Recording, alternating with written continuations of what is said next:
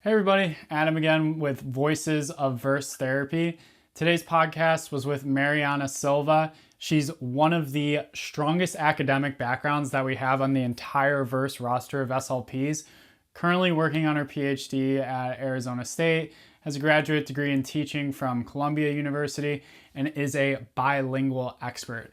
Had a ton of fun learning from her about bilingualism, how to evaluate it in kiddos, and what her day-to-day is looking like as a PhD student. And just her story of traveling across the world. She's lived in places like New York, Nigeria, and now Phoenix area. So had a ton of fun with the conversation and hoping that you all will too. Mariana, thanks for coming out today. I wanted to take some time to get to know you and your practice. When I think about you and how you've worked with Verse, the things that really stand out are bilingualism, and then just having probably the heaviest academic background of anyone that we have in the community. So I really wanted to talk about that, your journey, what you've been researching lately. So maybe you could give the audience a little bit of context and just introduce yourself. Okay. And can I talk about how I became interested in speech pathology and vocabulary? Definitely. Yeah, it's definitely a winding road, and I feel like it'd be pretty entertaining for everyone. So okay. So my name is Mariana, and I originally was teaching when I was 21 years old, and I taught kinder, first, second, and third. And I realized the importance of vocabulary and how it wasn't emphasized that much at that age, as well as I was teaching bilingual, or children who have been exposed to Spanish and English at home. And after I finished working with third graders, I went and taught in middle school. And I realized how important it was, the power of vocabulary and its impact on reading comprehension, on a child's self-esteem, and also how they're able to express themselves orally. And I learned about speech pathology, and that was what motivated me towards speech pathology. I went to school in New York for speech pathology, and I practiced in different settings. I practiced in schools, in a hospital setting with adults, and as well as a small private practice when I lived in Nigeria. Now, my most recent speech pathology job is with early intervention. And I feel most comfortable with that because I've had the most experience with that age group between 0 and 3. And I think when we did our small clips, that was the reason why I focused on that. And also in my research, which currently I'm in my last year of the PhD program, and I'm working on a vocabulary intervention for third grade students who are exposed to English and Spanish. And are you wondering why I would do that? Yeah. Not to put words in your mouth. So we see that there's these national exams that occur nationwide. They're called the NAP results. And they look at bilingual or English language learners and monolinguals. And they've noticed that reading comprehension, there's always a gap. Now, in no way are we're trying to help make it a bit more equal. However, I always want to emphasize that being bilingual is not in any way a deficit. It helps the child. And I think some people have a misunderstanding of that, especially in Arizona. Being bilingual exposes you to different languages, different grammar structures. And however, sometimes these two groups shouldn't be compared, but academically they are. So that's why we decided I work at a lab called the Child Language and Literacy Lab, the CHILL Lab at ASU, under the guidance of a renowned working memory and word learning specialist, Dr. Shelley Gray, who has guided me through this process of word learning and vocabulary. That's why we decided to do this intervention. Was the CHILL acronym in Arizona on purpose? That you have to ask Dr. Gray. Gosh. But that's, yes.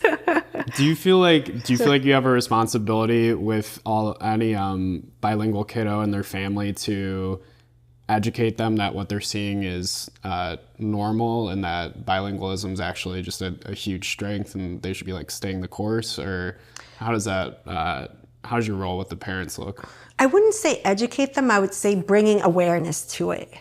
That's more how I would think of it. Okay. But also, yes, it's, I work specifically with bilingual children, and I've worked also with Dr. Strepo, who is a bilingual expert at ASU. Now she's in the University of South Florida. And the importance of maintaining that home language, not just for language purposes, but also for the child's social emotional growth and maintaining that identity. Now, I am an English language learner, so I think there's a personal connection to that. And that's what I bring in both my research and into my clinical practice. So I do think it's important that there is awareness out there, and to help that, that misconception that learning two languages in a way is detrimental for the child. It's actually not. I was wondering, you lateraled into SLP, to being an SLP, because you said that you saw it affect kiddos like self-esteem, or like their lingual abilities affected their self-esteem, and that was like one of your motivators. So I was just curious to learn more about that. And another thing that I was wondering about was, is any of this like experiences that you had growing up as someone who was like coming in with English as a second language? You said that you came to the US at like 9, so do you kind of like see yourself in some of the kiddos that you work with? Yeah, answering your second question, I definitely do. I came in and I realized that I actually struggled a lot with reading and writing, and it had to do because I couldn't understand more complex words. And when I started college, I had to really spend a lot of time deciphering words, understanding words, and even using cognates between Spanish and English to help me. So, and I knew that was going to impact reading comprehension, right? Because with reading comprehension, you have to be able to really understand, get those, the main takeaways. And children who have a developmental language disorder or DLD really struggle with this. And as you go through your academic years and you feel that, why am I not getting this? Why is it taking me so long? And you don't know that you have, that you learn in different ways. I always thought it would be really amazing to create interventions that are evidence-based, so they go through a scientific process, to help children improve their reading and writing and provide the supportive environment that they need. What do you think are the blockers to more people taking that like evidence-based approach? Do you think it's just us not having enough protocols as, like an SLP, a community of SLPs, or do you think it's just folks aren't willing to adapt it, or they're not like socialized enough within the SLP community? Like, what do you think are the main things that we would have to overcome for everyone to use this science-backed approach? I actually think that a lot of SLPs use evidence-based approaches. I think one thing that it can be a limitation is the duration or the time it takes to become evidence-based. So for it to go from theory to clinical practice. You're talking about the actual like protocol, like the protocol, or it can be strategies, right? Strategies that you use to elicit language, strategies that you use to help a child who is stuttering, strategies that you use for a phonological processing disorder. So these strategies are actually, they've been backed up by research. And the importance of that is that it's gone through a process, and a lengthy process, versus maybe trying something that is more subjective or more from an opinion. Maybe the therapist has used it, and I have to say that things can be adapted to the individual client. That's always important to think about. So if you're talking about bilingual children, you have to make sure that you're using strategies and assessments that are for that child, for their demographics in terms of, the language that they speak, taking these things into consideration. So some things do have to be adapted, and that's kind of the reality of it. Because there's the theory, but when you come to the clinical practice, you as a therapist have to really understand your client. And you have to have this background and know, okay, I'm gonna use this to target this, but keeping in mind the type of language they use, understanding their family, understanding what is gonna work best for that client. So I think that's also really important. So I don't wanna just see it in, it kind of, I don't wanna say like black and white. No there's a lot of gray. all. Yeah. So for the non-clinician brain, I want to know how SLPs keep up with all of the science and all of the new evidence-based approaches. And also, I would just want to know, like, at what rate do these things change? You said that it needs to go through, a peer review. It has to get socialized. So, like, it takes a long time. Yeah, I mean, is this something where every 5 years there's a new way to see somebody who has a fluency issue, or like, how does that usually look? It can happen, yearly. It can happen. You have to keep up with it. And how do SLPs keep up with it? I have to say that ASHA, the American Speech and Hearing Language Association, does a really good job about putting information out there. Also, just if you're working in a clinic or you're working with an agency, they also, not all of them, but some of them will provide for you to go and get some professional credit, CEUs, which is what, and they're actually required. So you're updating your practice. You're also keeping up with laws, because something we haven't spoken about is IDEA, which is a law for children who have a disability or communication delay. And we want to make sure that what we're doing is also what we're abiding by and advocating for those children. Do you have any examples of new ways of treating folks, or like new ways of intervening with folks that you're really excited about, or maybe just like your own research, things that have really been firing you up? So I do. I figured. I do. So right now I am working on a vocabulary intervention, but what is innovative about it is that we are using the science of word learning, so word learning research, and we are combining it with vocabulary. And what does that mean, right? So when you learn vocabulary, it's almost the end product of word learning. There's a process to word learning. And it's actually quite complex. I'm not going to go so much in depth for it, but here's kind of the gist of it to some degree. The child has to be able to identify that a sound or a word is new.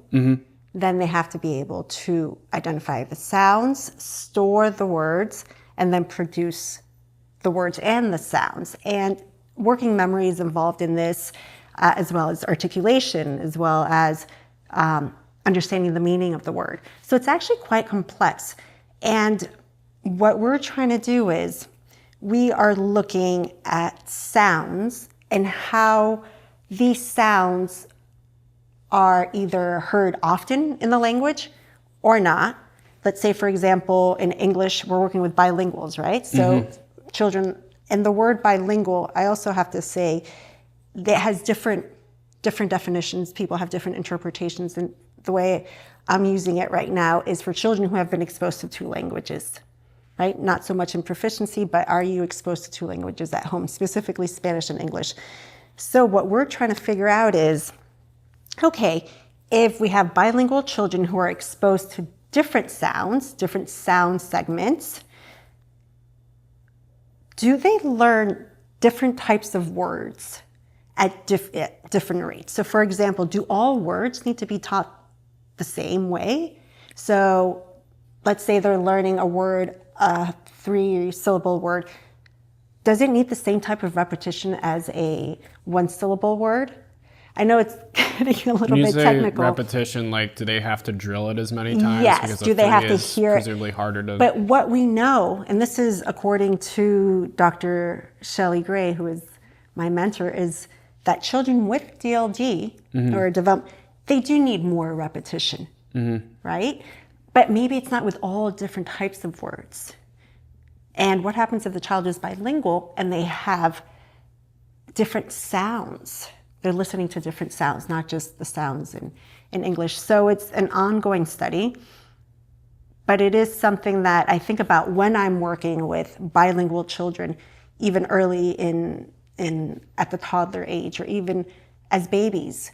What are babies who are growing up in multilingual environments? I mean, that's amazing. They're listening to all these different sounds, they're able to recognize sounds. And how is that going to process during the phases of word learning and vocabulary learning? Do you find, so you say different types of words, do you find that there's a way to break up words or segment words where you would be able to say, like, this is generally a hard one to pick up on and takes a lot of repetitions versus this is an easier one? So what you used in our conversation was syllables, but I'm wondering if, like, what the word is describing or what sounds are within the syllable, Yes. like, do those matter a lot? Oh, yes. So you have the sounds, you have the meanings, you have the syllables. And it also, you have to think of the learner, right? Okay. The person, the client. You have to think of the client. Does the client are they struggling with phonology? Are they struggling with segmentation of sounds? What language do they speak?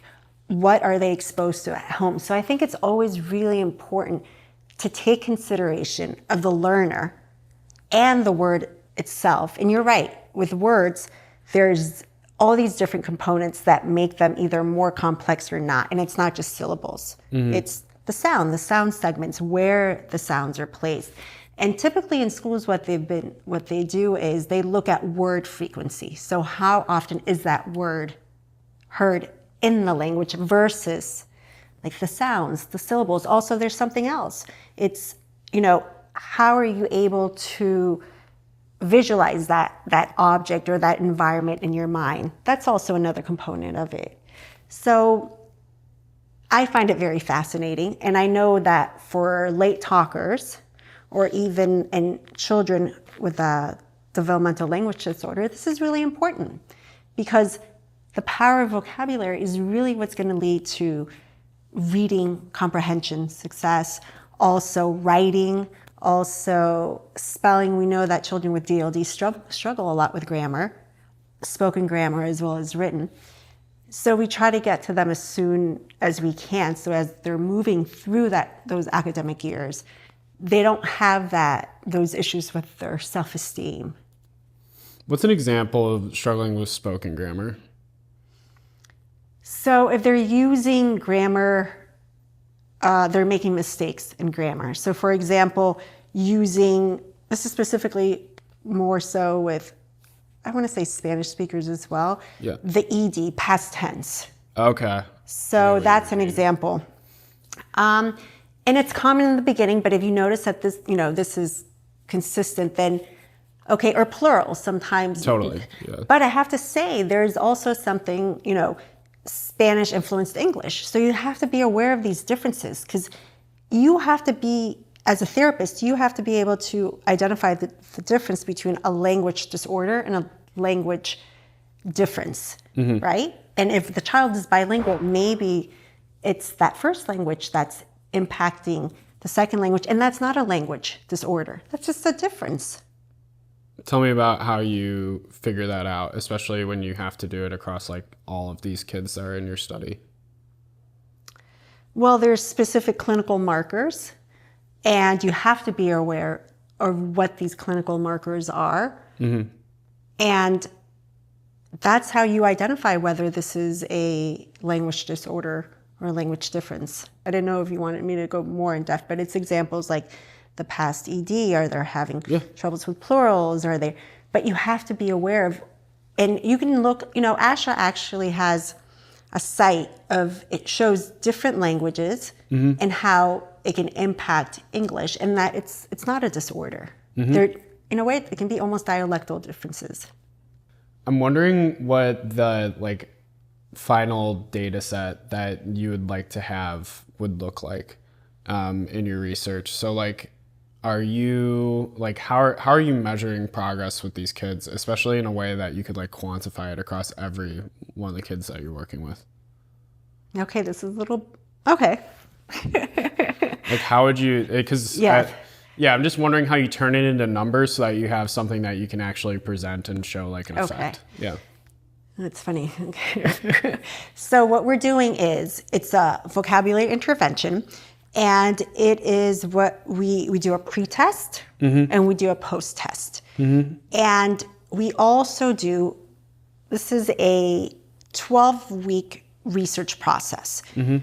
2 weeks for the pre-test, 2 weeks for the post-tests, and then 8 weeks for the actual intervention. And during the intervention, it's intervention learning, so vocabulary learning. We train the students, we teach the students using an evidence-based way, Marzano et al., 2005, of teaching vocabulary, but we've manipulated the words, right? And the following day we quiz them, and that's how we gather data, right? So we're gathering data the day after we do the teaching, and we're also gathering data in the pre and the post tests. And we're looking at our outcomes. Now this is a little bit more technical, but what's very special about this study is that we're not only looking at production, right? When you produce the word, we're actually looking at comprehension, recognition, and spelling. Because the word learning process goes through different stages, and we want to see how these sounds impact, whether they're sounds that are heard often or whether they're sounds that are not, these different stages of word learning. And at the end of the final product, which is production, right? But spelling as well. And is there, so we talked about how there can be less of an understanding of a language versus having maybe more of like a communication disorder. So is there a way that you account for that in this study? Maybe for like bilingual kiddos? Yeah, so for here, we are not working with what we would call emergent bilinguals. So these students have, they're in third grade, they have been here for a while. We're not looking at proficiency, and we're not looking for, it wouldn't be fair. Totally. If they didn't really understand the language. So yeah, so we do in the beginning, what we do is standardized assessment to see their oral language. And we also send out questionnaires to the parents to see, are they speaking, what language do they speak at home? We speak to the teachers as well. And I want to say that's almost even more qualitative in terms of how we collect that data. How do you get the parents to answer that survey? Are you like hounding them down? Are they required to do it? It seems like it would be kind of tough to get that data. So I am a big advocate of stakeholders, of working with the schools. I'm not just there as a researcher to take from the school. I'm there to also contribute as much as I can.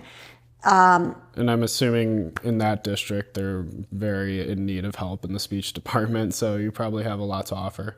They are, but you're thinking of the teachers, you're thinking of the impact, the long-term impact that you can have not only in the children in that classroom, but globally to some degree, nationally to some degree. And what the research that you're doing there, how it can benefit the school, the district, the children. And developing relationships is really important with the schools, the parents.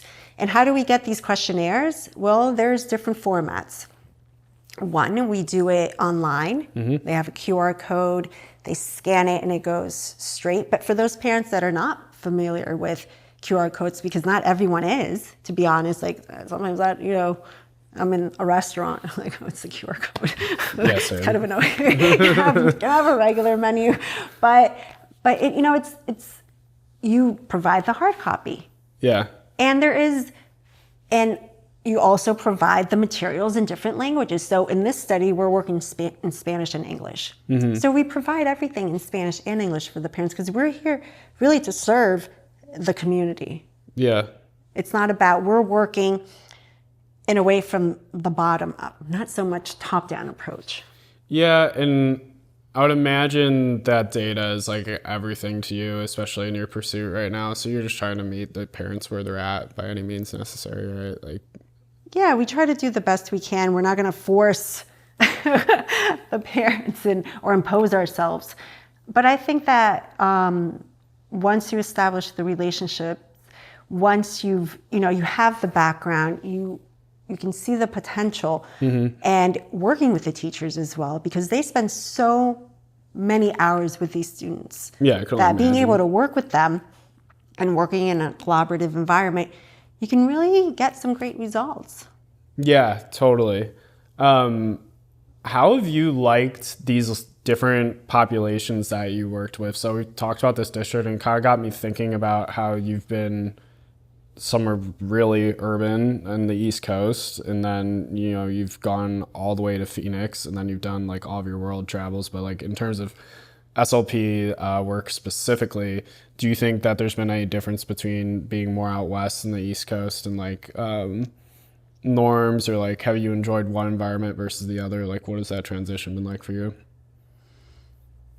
I've enjoyed all the different types of environments because I enjoy working with children. Yeah. I find that children, there's similarities in terms of how they learn a language, how they acquire vocabulary, how there's clinical markers that are for children with DLD who are bilingual, who are monolingual. For me, as like an outsider, I look at an SLP situation a lot of times. Like I'll think of quintessential SLP at a school. It'll be like one person that's in their room, and then the kids get pulled out of class, and then we visit them. And that seems like kind of isolating. And then when I think about my hospital interactions, like maybe like post-concussion, it seems like it's one SLP on the care team, and then that's like your go-to person. So for me as a non-clinician, I'm having a hard time seeing like where the SLPs get together and kind of like exchange notes because I'm not exposed to it. Okay, so I want to say in terms of, I've had experience working in a hospital setting as well as in school settings. You always have meetings, right? And you always have to do professional development. And I think in both settings, you do usually have, at least when I worked in the hospital, we had 4 other speech pathologists in the lead. Now, that doesn't happen in every hospital, right? It varies. But that's where you have that. Do they like share cases? We don't share cases, but in my experience, if we had, you ask someone if you don't know what to do with a client, or sometimes clients are transferred over, or patients for a hospital are transferred over, you're working with that other speech pathologist. And in the school setting, it depends if you are there full-time, if they're part-time. Okay. But ideally, you would want at least one other speech pathologist, but that doesn't happen all the time. That's really dependent on the school and also their budget. It's not that they don't want to hire someone else. Totally. But a lot of schools don't have the budgets to hire multiple speech pathologists. When you're in one of these environments with multiple SLPs, again, totally naive question, but how do they figure out what case to assign you? You talked about like transferring cases from one person to another. I've heard that you might not always get assigned the case that's like perfect for you based off of your specialty. Oh no, of course you don't. There's so tell me why. There's usually like a lead SLP. Yeah. And that person is the one, or that assigns the cases, and it has to do a lot with logistics and your availability. Really? So availability is like the main thing. Yes. You would say, in general at least. Availability, if you're talking about for schools or early intervention, there has also to do with location. Location, but also are you a monolingual speaker? Is Right. this a child that speaks Spanish? Right. Then this child that speaks Spanish is most likely going to go with the bilingual SLP. Got it. Would you say that bilingual SLPs get thrown like a lot more cases because they're just like, oh, you're the person that can solve this? Oh, definitely, but it depends in the location as well. And I can give you an example. Maybe like Arizona, Florida. Yes. So in New York, I worked in New York City many, many years, and bilingual SLPs actually, when you conduct a bilingual evaluation, you get paid more because you're almost doing double the work. Yes. Yeah. Whereas in Arizona, you don't, but you're doing the evaluation is requires more. You're evaluating English and the second language. Yeah. Yes. So I think each state is different, and each company is different. But again, what we're really looking at is abiding by the IDEA and federal laws of how you conduct an evaluation and what is appropriate for a bilingual child.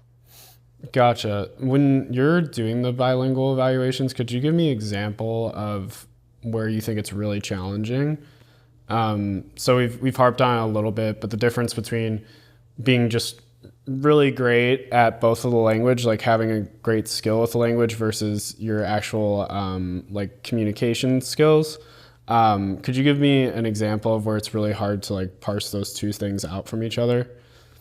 So when you're conducting a bilingual intervention, it's more work, but you also want to make sure that you're understanding what challenges or what are the clinical markers of a speech and language delay versus what is a dialectal difference.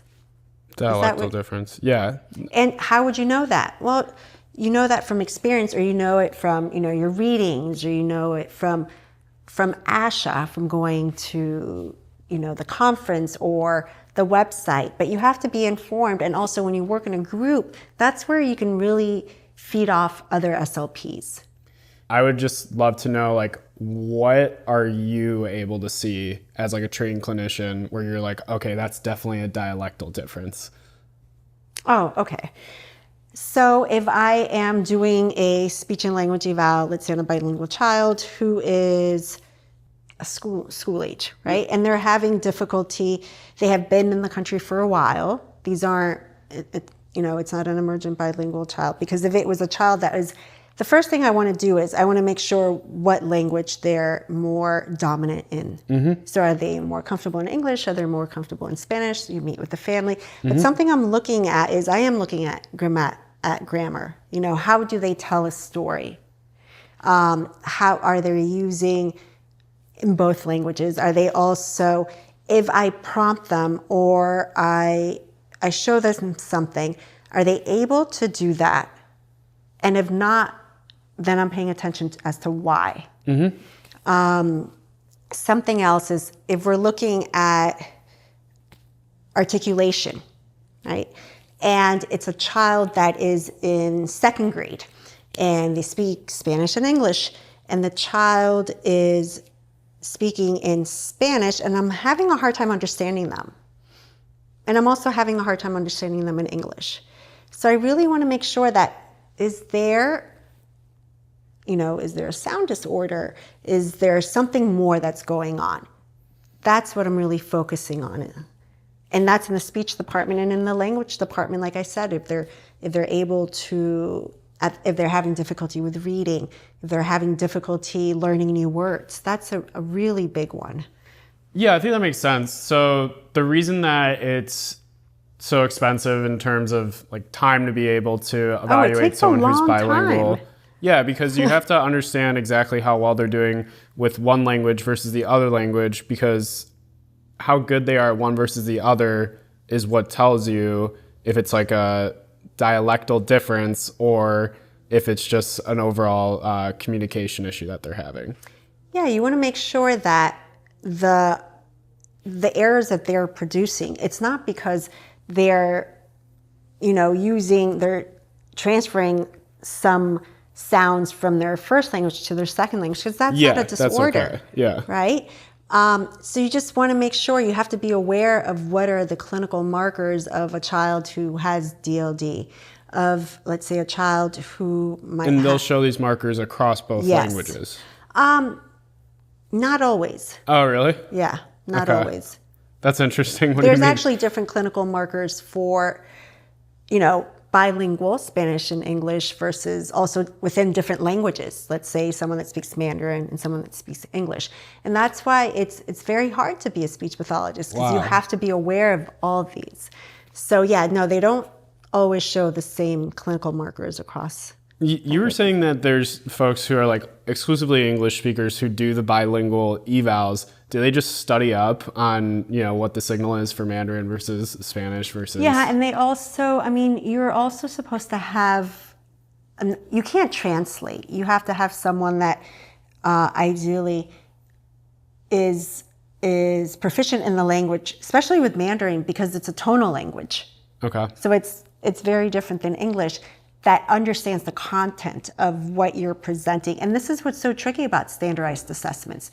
This is why in New York State, you don't report your scores for bilingual children, because the standardized assessments that you're using might not have been normed on them.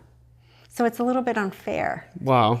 Yeah, but each state is different. Yeah. And we all know that at the end of the day, there is insurances, and sometimes they require scores.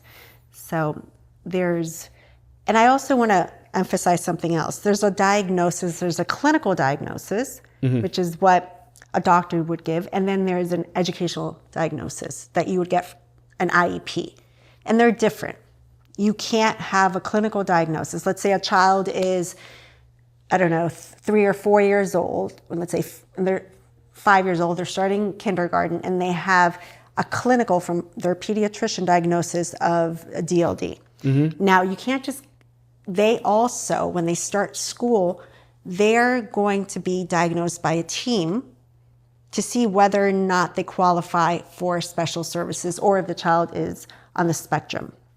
So that's something also important to consider. Could I just say one other thing? Yeah. I really want to Close it out. emphasize the importance of early intervention. Okay. And the reason I say that is particularly because, COVID was around, and children, their whole learning environment changed. And we're seeing a lot of late talkers. We're seeing a lot more diagnosis of children with DLD.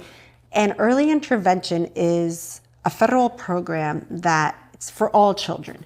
But a lot of parents don't know how to have access to this. So it either has to be, the pediatrician, the caretaker at the nursery or the daycare, or the parent. Right. But the reason it was created was to get to that child at an earlier years, because, to be able to see what can be done before they get older. Yeah, don't wait. And for some parents, it's very hard to get services. And I think that's something that the company, Verse, can offer. I hope so. Is working with parents and children. And something about early intervention that is particularly striking, I find it amazing, is that it follows a family model. So you're working with the caretaker, you're working with the parent, and it's not a clinical setting where, as the child is so young, you see them dependent like 2 or 3 times, but you're working with both, and the goal is that what you're showing the parent, the strategies that you're showing the parent, is what the parent is going to be working on with the child, because at the end of the day, it's the parent that's spending a lot of time with the child, and then they can also work with the teacher or the caretaker or the babysitter or the grandparent. I hope that we have services that can work like in conjunction with the state programs, and I think that's something that we've been seeing already, where you have families that want to supplement what they're already doing. See one of our SLPs at like a more convenient time after school, stuff like that. And I think also with children who receive DDD services, you can work with them online. I know, as a clinician in Verse, we're working online, but you are able to do that. And you can also work with children who are younger, incorporating, their caretaker, their parent. And it really is great, because families who have, let's say it's their first child. Yeah. Then they can transfer over those skills to their second child.